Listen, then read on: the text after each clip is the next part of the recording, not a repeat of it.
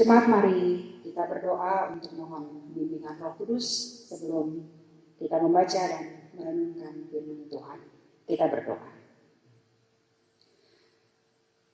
Di hari Jumat yang agung ini, dalam memperingati karya keselamatan yang Kristus kerjakan melalui salib dan kematian, kami umat-Mu datang kepadamu bersyukur, merendahkan diri kami bersujud di kaki salib Kristus, karena kami boleh turut mengambil bagian, turut ada di dalam keselamatan yang Kristus kerjakan bagi kami.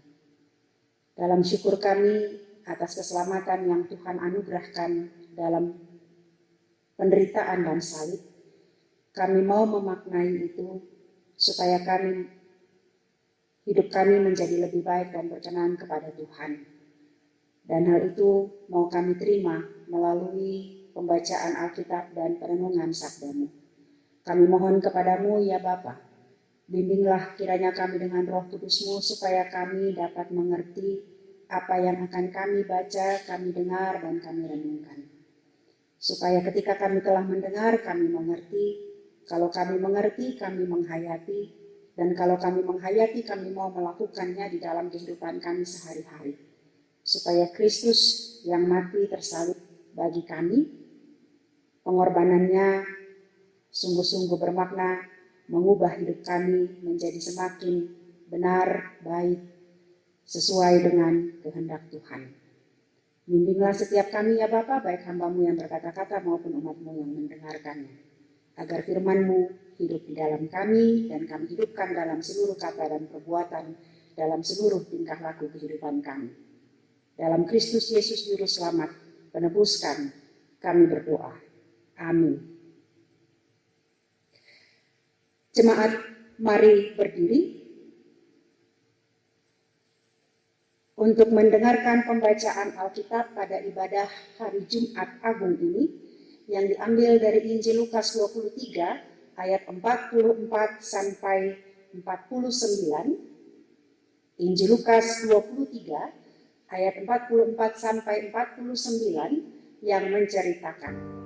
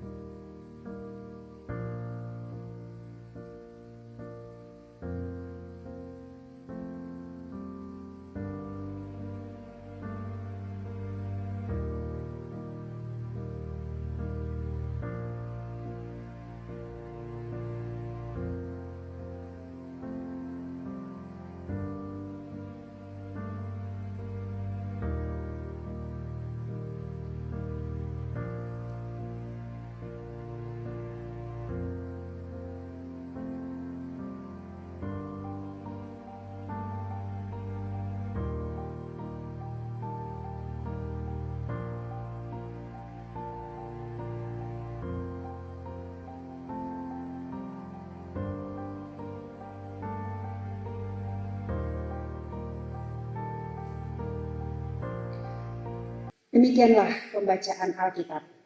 Hendaklah firman Tuhan diam dengan segala kekayaannya di antara kamu, sehingga kamu mengucap syukur kepada Allah. Kepadamu puji-pujian, madah syukur dan segala kemuliaan, ya Bapa, Putra, Roh Kudus, sampai kekal abadi.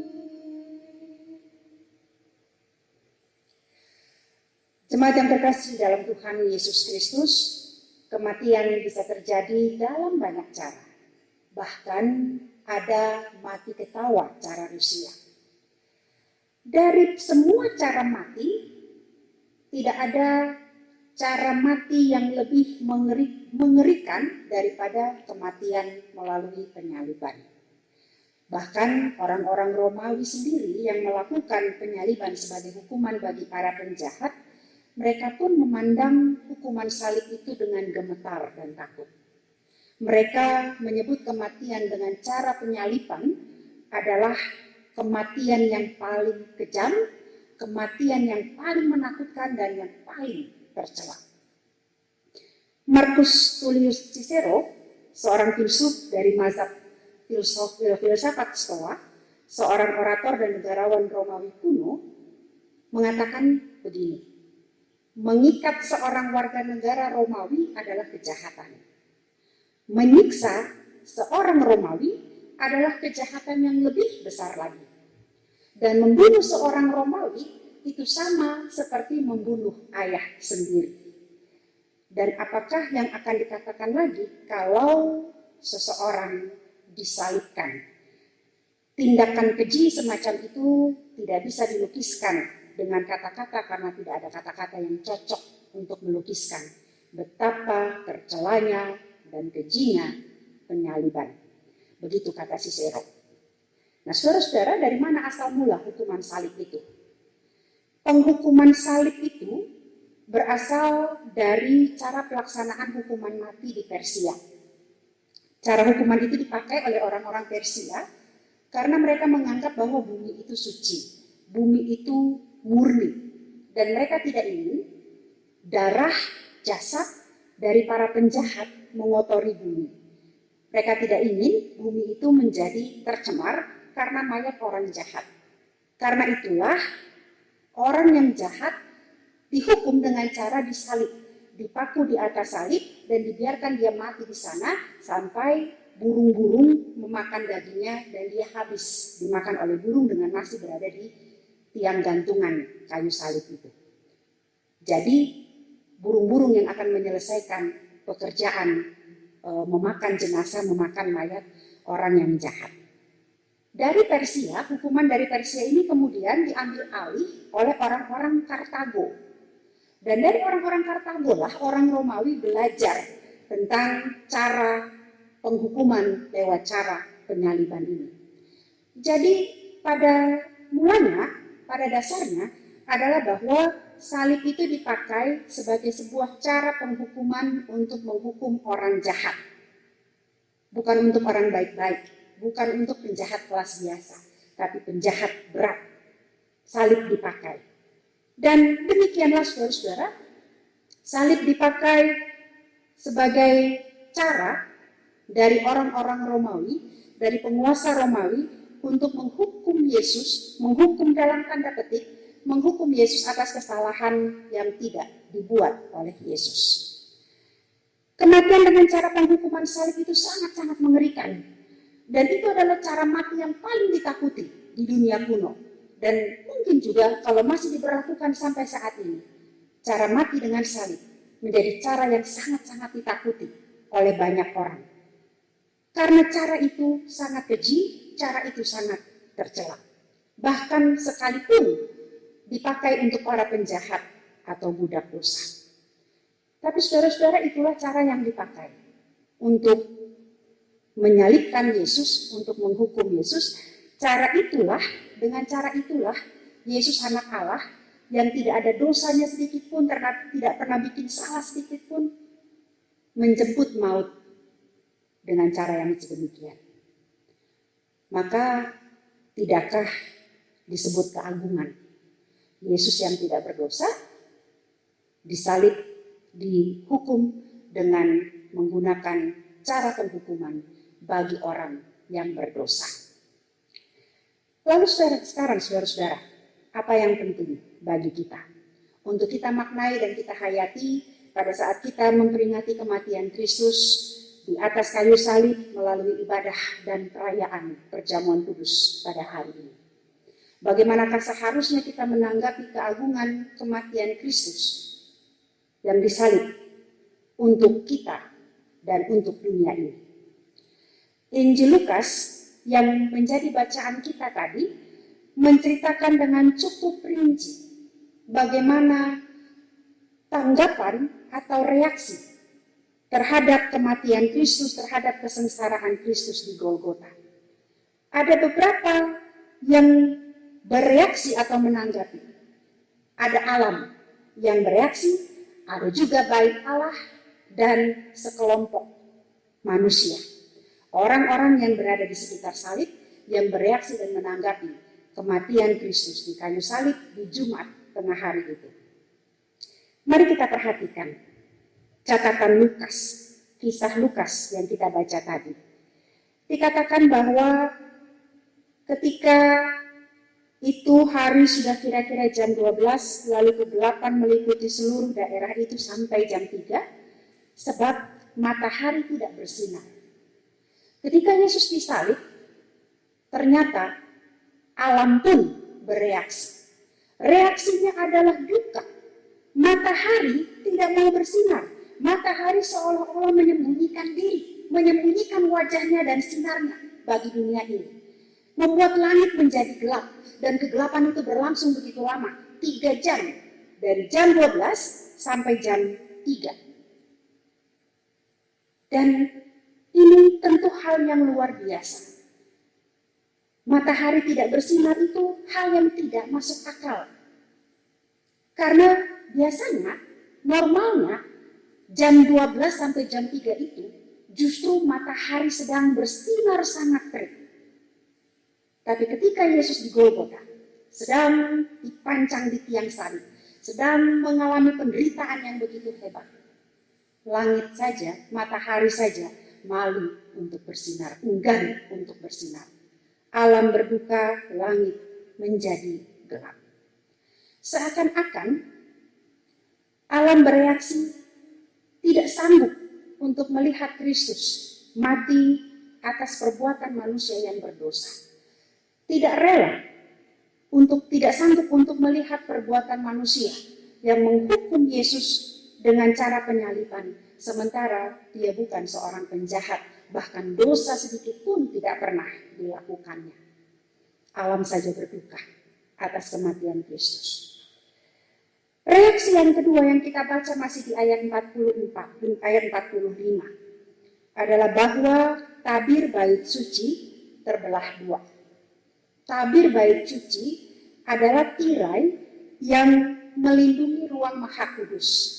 Tabir yang membuat ruang Maha Kudus itu menjadi tempat yang tidak bisa sembarang orang masuk. Hanya satu orang saja yang diperkenankan masuk, yaitu imam besar. Dan itu pun hanya 1 kali 1 tahun, pada hari raya pendamaian. Selain hari itu, imam besar pun tidak boleh masuk.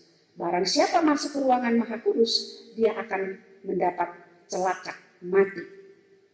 Tapi pada hari itu, ketika Yesus masih di atas kayu salib, tirai bait Allah terbelah dua. Tirai yang terbelah dua ini hendak menyatakan bahwa jalan kepada Allah yang selama ini tertutup bagi banyak orang, sekarang dibukakan bagi semua orang. Orang yang dulunya tidak bisa datang dengan begitu mudah kepada Allah, menjumpai Allah, sekarang setiap orang dapat langsung datang kepada Allah dan mengalami kasih-Nya. Kematian Kristus berdampak bagi terbukanya jalan untuk manusia bertemu dengan Allah, berjumpa dengan Allah, dan mengalami kasih-Nya. Kematian Kristus berdampak bagi kita, bahwa sekarang kalau kita punya masalah, kita punya pergumulan, gak perlu datang ke imam besar, gak perlu datang ke pendeta, minta tolong doakan, doa sendiri saja juga bisa. Walaupun banyak juga sih yang menganggap doa pendeta katanya lebih manjur, seolah-olah doa sendiri itu gak manjur, seolah-olah yang didengar Tuhan itu doanya pendeta, doanya orang tuh, doa kita sendiri enggak. Keliru Bapak Ibu. Kematian Kristus membuat hubungan kita dengan Allah terbuka karena tirai bait Allah telah terbelah. Kematian Kristus saja berdampak bahwa Allah membuka jalan bagi manusia untuk bisa datang kepadanya. Dan ini yang menarik. Ketika Kristus disalib dan Yesus mengucapkan kalimat, "Ya Bapa, ke dalam tangan-Mu kuserahkan nyawaku," ini adalah perkataan Yesus yang terakhir, perkataan yang terakhir dari Tuhan Yesus ketika dia disalib. Ada 7 perkataan, dan kalimat ini, perkataan ini, ucapan ini adalah ucapannya yang terakhir. Sebelum pada akhirnya Yesus mengalami kematian. "Ya Bapa, ke dalam tangan-Mu kuserahkan nyawaku. Setelah selesai Yesus mengucapkan kalimat tersebut, menyerahkan nyawanya ke dalam tangan Bapaknya, ada reaksi sekelompok orang. Ada golongan dari orang-orang yang menyaksikan peristiwa itu dan bereaksi dengan reaksinya, dengan caranya masing-masing. Yang pertama kita baca di ayat 47. Setelah Yesus berkata demikian dan menyerahkan nyawanya, kepala pasukan yang melihat apa yang terjadi, dia memuliakan Allah dengan berkata, sungguh orang ini adalah orang benar. Sebelumnya, apa reaksi kepala pasukan? Tidak diceritakan. Tapi bisa kita duga, kalau dia yang memimpin pasukan ini, pasti juga dia ikut ambil bagian dalam proses penyaliban Kristus. Tapi setelah itu terjadi, setelah Yesus menyerahkan nyawanya dan Yesus mati, dia melihat bahwa benar Yesus itu orang yang tidak bersalah. Yesus itu tidak berdosa sedikit pun. Dan dia memuliakan Allah. Saudara-saudara yang dikasihi Tuhan, berapa banyak dari kita? Atau termasukkah kita orang yang memuliakan Allah ketika menyaksikan penderitaan dan kematian Kristus? Masukkah kita dalam reaksi seperti ini? Sungguh Kristus itu Tuhan dan Juru Selamat. Kita yang hidup sekarang dan yang menyaksikan mengalami kasih Kristus dalam kematiannya, pastilah mudah untuk berkata, sungguh Yesus itu orang benar, sungguh Yesus itu Tuhan dan Juru Selamat. Tapi persoalannya, seberapa jauh ucapan memuliakan Yesus itu berlanjut atau berwujud nyata di dalam perbuatan kita. Ada ungkapan yang sering saya suka baca,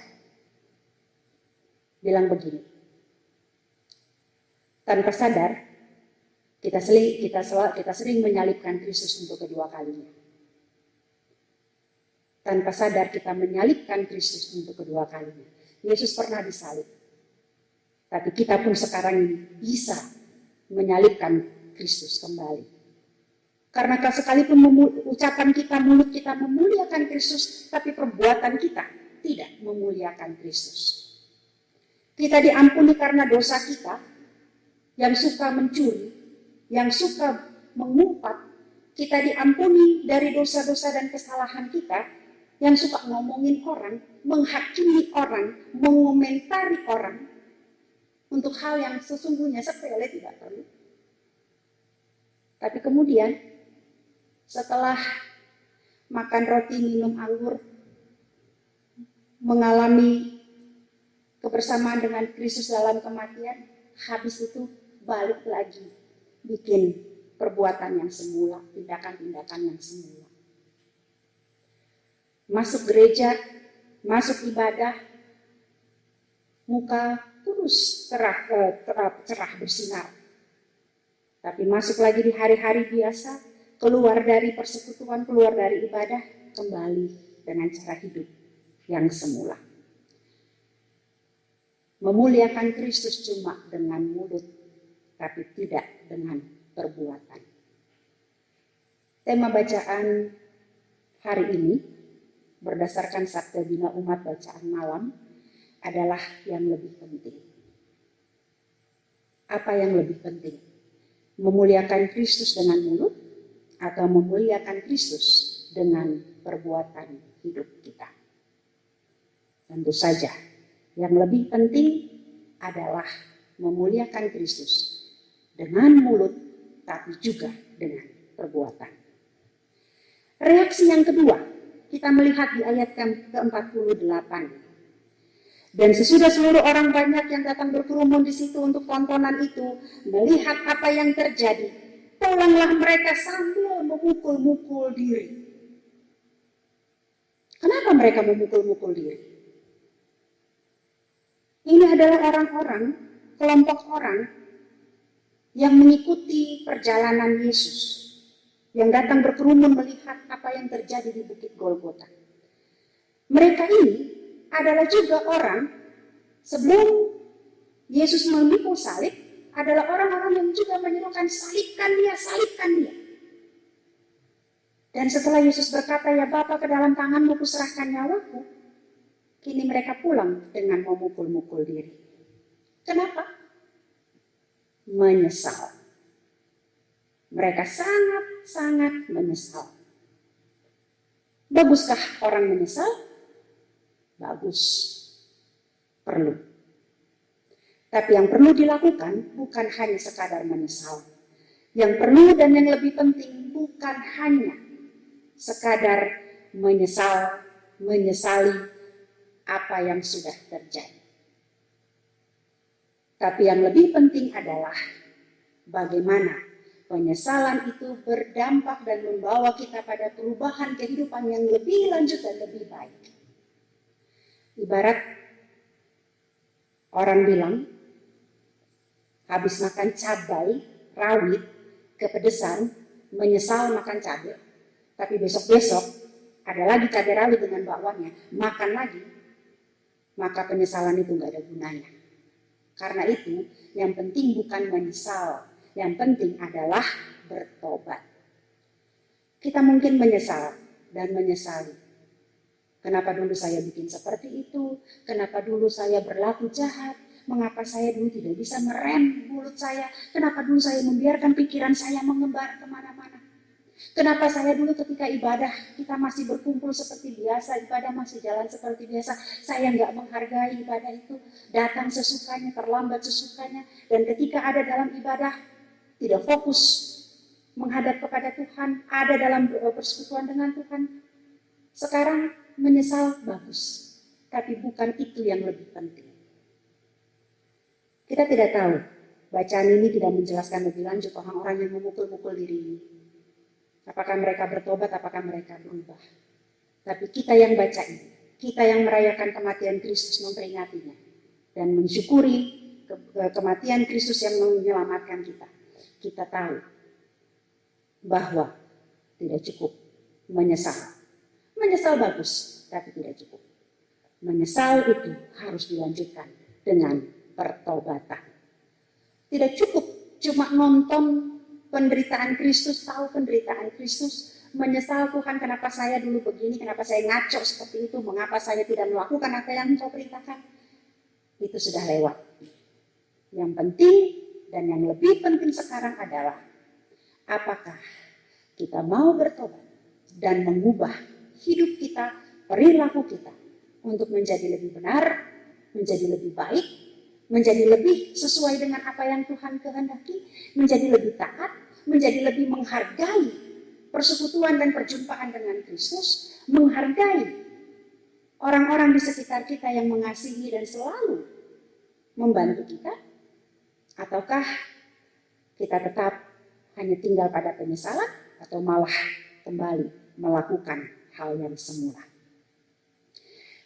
Yang ketiga, reaksi yang ketiga adalah datang dari orang-orang yang mengenal Yesus cukup dekat, termasuk perempuan-perempuan yang dekat dengan Yesus yang mengikuti Yesus mulai dari Galilea. Mereka ini adalah orang-orang yang setia kepada Yesus. Tapi pada saat berada di Golgota, ketika berada di seputar salib, mereka tidak dekat dengan salib. Lukas menceritakan mereka berdiri jauh-jauh dan menyaksikan semuanya itu. Kenapa mereka berdiri jauh? Kenapa mereka tidak dekat-dekat di kaki salib Yesus? Bisa dimaklumi, karena mereka takut. Mereka takut terkait-kait dengan Yesus yang dianggap sebagai penjahat. Mereka berdiri jauh-jauh karena mereka takut, jadi mereka siap-siap lari kalau ada bahaya. Kalau dekat-dekat langsung ketangkap oleh pasukan Romawi. Tapi kalau berdiri jauh-jauh dari salib, ada hal-hal yang tidak diinginkan terjadi, mereka bisa langsung melarikan diri, hilang secepat mungkin. Katanya mereka berdiri jauh-jauh. Bisa dimaklumi karena mereka takut. Tapi saudara-saudara, sadarkah kita kadang-kadang kita juga masuk dalam golongan orang-orang yang dekat dengan Yesus, tapi sesungguhnya dalam banyak kesempatan, dalam banyak perjumpaan kita dengan Tuhan, kesempatan kita untuk melayani Tuhan, kita pilih untuk berdiri jauh-jauh. Kita lebih suka berada di posisi yang aman. Supaya kalau terjadi sesuatu, aman untuk melarikan diri. Aman untuk menyelamatkan muka. Aman, cepat untuk terhindar dari risiko, terhindar dari hal-hal yang tidak sesuai dengan harapan kita. Katanya kita dekat dengan Yesus. Katanya Tuhan itu kepala keluargaku. Katanya kita mengatakan Tuhan itu juru selamatku, Dia berdiam di dalam hatiku. Tapi kita seringkali juga dirinya jauh-jauh, nontonnya dari jauh. Orang sibuk dalam kegiatan pelayanan, kita cukup nonton aja dari jauh. Kenapa nggak ikut terlibat? Nanti kalau saya terlibat, saya bikin salah, saya disalahi. Yang namanya pelayanan, nggak bakal mungkin kita bisa melakukan baik semuanya, benar semuanya. Tapi mengikut Yesus berarti memang membutuhkan kesiapan untuk berkorban. Bukankah itu yang Yesus katakan ketika kita beribadah hari Rabu dalam hari doa itu? Ketika firman Tuhan mengatakan, barang siapa yang mau mengikut aku, dia harus menyangkal dirinya, memikul salibnya, dan mengikut aku. Dan yang namanya ikut Yesus, tidak bisa dengan berdiri jauh-jauh, cuma nonton dari garis pinggir. Ikut Yesus berarti turut bermain. Ikut dalam apa yang Yesus kerjakan. Turut dalam perjuangan. Turut dalam penderitaan Kristus. Kalau saudara dan saya, kita mengaku Yesus itu dekat dengan aku. Aku kenal baik dengannya. Aku mengenalnya sebagai Tuhan dan Juru Selamat. Dia ada, dia hadir dalam hatiku, dalam hidup keluargaku. Maka, jangan berdiri jauh-jauh. Jemaat yang terkasih di dalam Tuhan. Kematian Kristus yang sungguh keji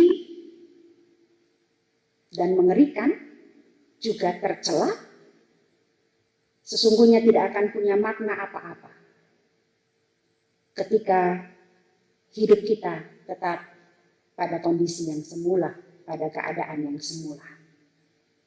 Yang hanya cuma mengatakan puji Tuhan, haleluya, maha baik Engkau Bapa, maha baik Engkau Kristus. Tapi kemudian perbuatan kita, tingkah pola hidup kita, tetap dengan cara-cara yang tidak terpuji. Kematian Kristus di kayu salib yang begitu hina dan menakutkan itu tidak akan menjadi hal yang berdampak dalam hidup kita. Ketika kita cuma tinggal menyesal, memukul-mukul diri, tapi kemudian tidak bertobat dan mengubah hidup. Kematian Kristus yang mengerikan itu tidak akan punya makna apa-apa apabila kita cuma tinggal berdiri jauh, nonton dari pinggir, tanpa turut mau terlibat dalam apa yang Kristus kerjakan. Maka sia-sialah iman kita. Sia-sialah kasih Kristus bagi kita. Karena itu ketika kita membaca firman Tuhan dan merenungkannya di hari Jumat Agung ini, mari kita melihat apa yang lebih penting dalam hidup kita untuk kita lakukan, untuk kita kerjakan sesuai dengan karya yang Kristus kerjakan lewat salib, lewat penderitaannya dan kematiannya. Supaya kematiannya dengan cara mati yang begitu mengerikan itu menjadi kematian yang membawa perubahan hidup yang besar bagi setiap kita, bagi saudara dan saya. Agar dengan demikian, karya keselamatan Kristus, kasih Bapa yang besar, boleh semakin dinyatakan bukan hanya dengan perkataan, tapi juga dengan perbuatan hidup kita. Terpujilah Tuhan kita Yesus Kristus. Tuhan memberkati. Amin.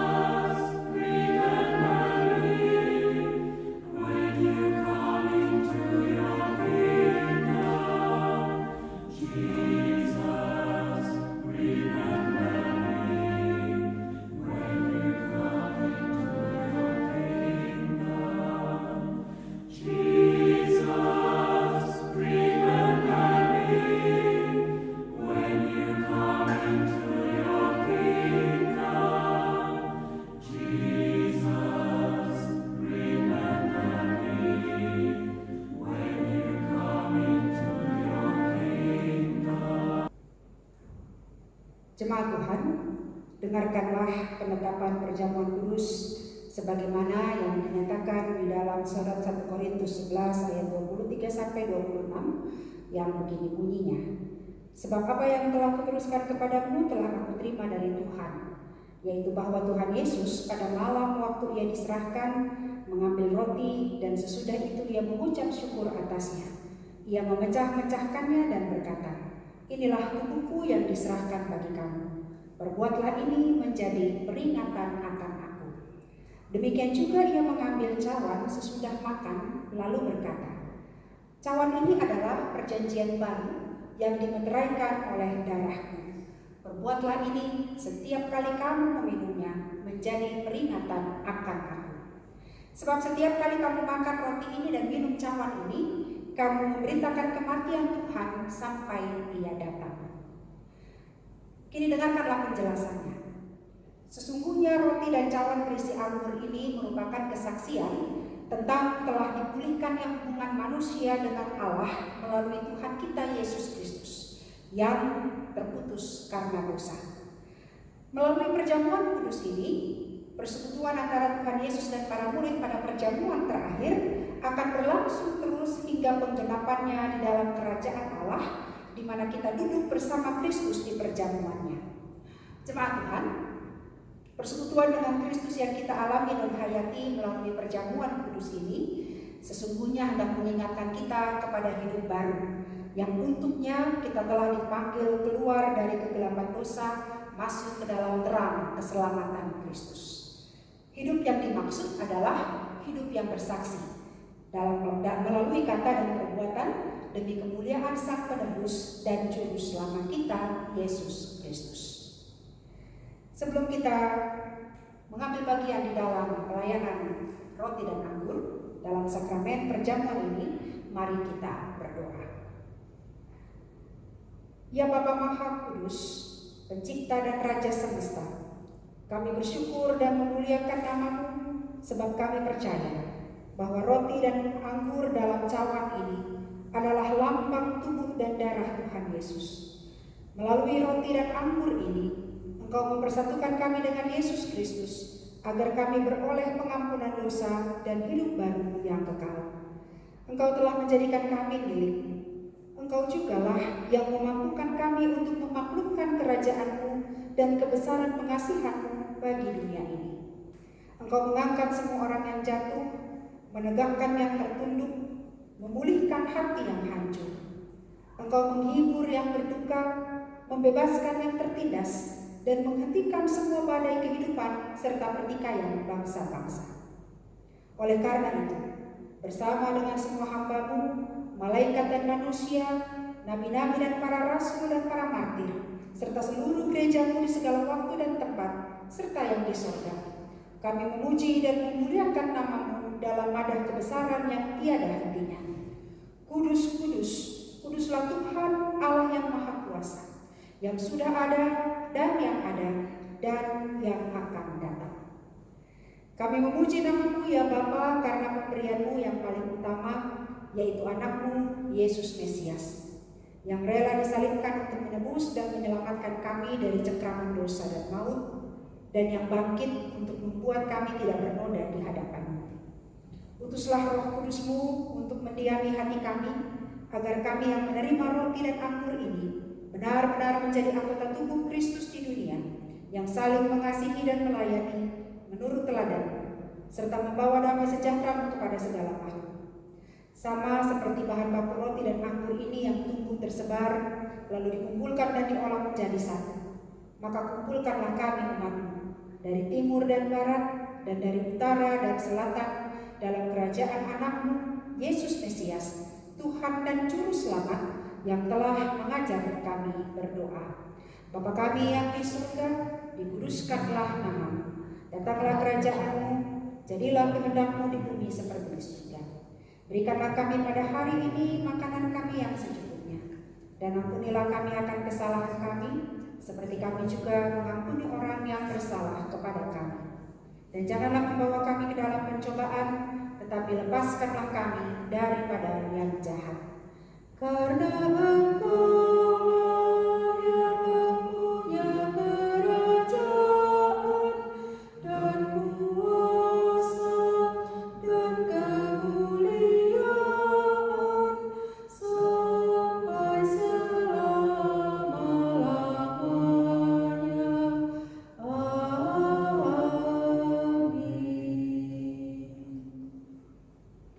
Jemaat Tuhan, sebelum kita menerima roti dan anggur sebagai lambang tubuh dan darah Tuhan Yesus, marilah berdiri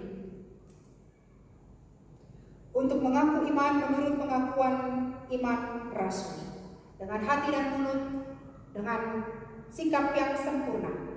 Baiklah, tiap-tiap orang berkata, aku percaya kepada Allah, Bapa yang Maha Kuasa, Khalik langit dan bumi, dan kepada Yesus Kristus, anaknya yang tunggal Tuhan kita, yang dikandung daripada Roh Kudus, lahir dari anak darah Maria, yang menderita di bawah pemerintahan Pontius Pilatus, disalibkan, mati dan dikuburkan, turun ke dalam kerajaan maut. Pada hari yang ketiga, bangkit pula dari antara orang mati, naik ke surga, duduk di sebelah kanan Allah, Bapa yang Maha Kuasa, dan akan datang dari sana untuk menghakimi orang yang hidup dan yang mati. Aku percaya kepada Roh Kudus, gereja yang kudus dan am, persekutuan orang kudus, pengampunan dosa, kebangkitan daging, dan hidup yang kekal.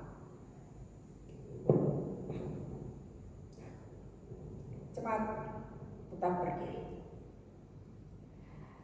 Supaya kita dipelihara dengan roti sorgawi, yakni Yesus Kristus, maka janganlah hati dan pikiran kita melekat pada roti dan anggur yang kelihatan ini. Tetapi marilah kita menerimanya dengan iman yang tertuju kepada Yesus Kristus, Tuhan dan Juru Selamat kita. Jemaat Tuhan, sampaikanlah salam damai sejahtera kepada sesamamu, supaya damai sejahtera Kristus memenuhi persekutuan kita. Damai sejahtera bagimu. Damai sejahtera bagimu.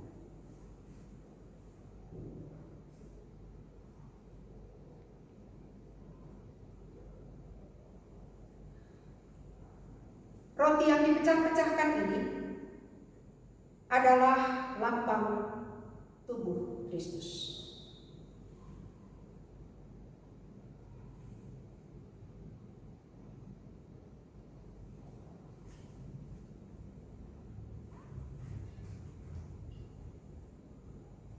Ambillah.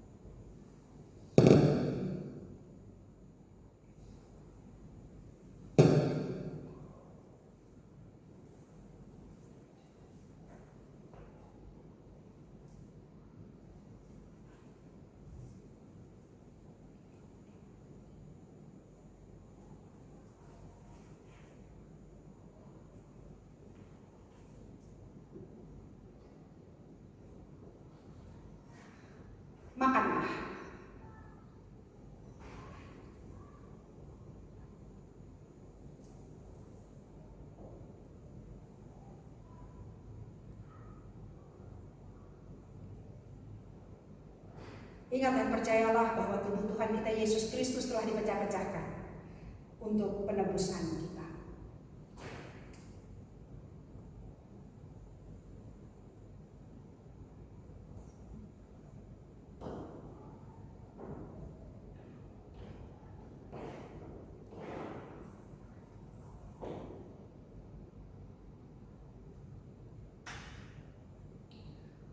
Anggur yang tercurah ke dalam cawan yang kita pakai untuk mengucap syukur ini adalah lambang darah Kristus.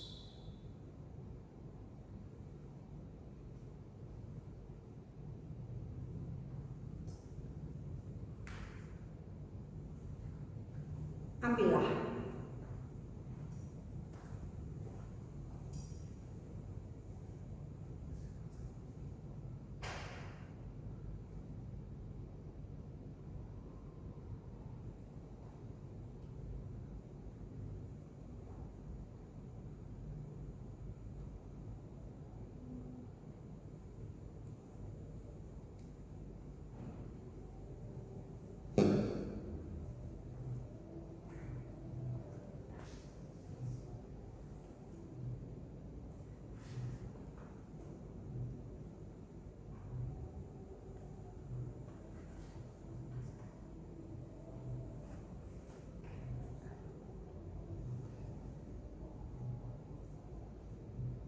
Minumlah.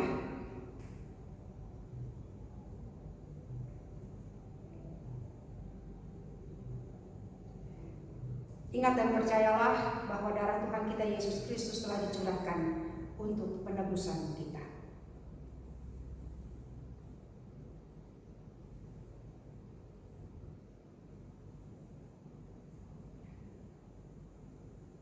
Firman Tuhan di dalam Yesaya 53 berkata, siapakah yang percaya kepada berita yang kami dengar dan kepada siapakah tangan kekuasaan Tuhan dinyatakan? Sebagai taruh ia tumbuh di hadapan Tuhan dan sebagai tunas dari tanah kering. Ia tidak tampan dan semaraknya pun tidak ada, sehingga kita memandang dia, dan rupa pun tidak, sehingga kita menginginkannya. Ia dihina dan dihindari orang, seorang yang penuh kesengsaraan dan yang biasa menderita kesakitan. Ia sangat dihina, sehingga orang menutup mukanya terhadap dia. Dan bagi kita pun, dia tidak masuk hitungan. Tetapi sesungguhnya, penyakit kitalah yang ditanggungnya, dan kesengsaraan kita yang dipikulnya. Padahal kita mengira dia kena tulah, dipukul, dan ditindas Allah. Tetapi dia tertikam oleh karena pemberontakan kita. Dia diremukkan oleh karena kejahatan kita. Ganjaran yang mendatangkan keselamatan bagi kita ditimpakan kepadanya, dan oleh bilur-bilurnya kita menjadi sembuh. Jemaat Tuhan, terimalah berkat. Damai sejahtera Allah yang melampaui